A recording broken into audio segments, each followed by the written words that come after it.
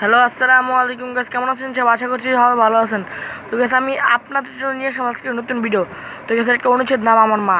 তো গাইস, আপনারা ভাববেন না এমন আরেকটা ভিডিও করেছি আমরা। তো গাইস, ওটা হলো রচনা আমার মা, আর এটা হলো অনুচ্ছেদ। তো গাইস, আমি পড়ে শোনাই। এই পৃথিবীতে সবচাইতে প্রিয় যে মানুষ, সে আমার মা। আমার মায়ের কথা মনে পড়তে আমি যেন এক প্রশংসা আনন্দ ভুবনে হারিয়ে যায়। আমার মা আমার কাছে অসহনীয় দুঃখ, বেদনা ও সীমাহীন আনন্দের ছবি। আমার মায়ের আত্মত্যাগের উজ্জ্বল মহিমা আর নেই। আমার মা নিজে না খেয়ে বিশ্রাম না করে সন্তানের সুখ চিন্তা বিভোর থাকেন।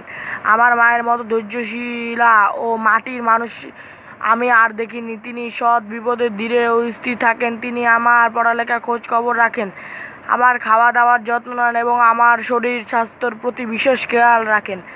আমি যখন অসুস্থ হই তখন আমার মা ভীষণ উদ্বিগ্ন হয়ে পড়েন। পরিবারের সবার প্রতি সজাগ দৃষ্টি তিনি কীভাবে রাখেন তা ভেবে আমি অবাক হয়ে যাই। এই জগতে মায়ের কোনো তুলনা নেই। এই পৃথিবীতে আমার মা আমার জন্য বিশ্ববিধাতার শ্রেষ্ঠ আশীর্বাদ।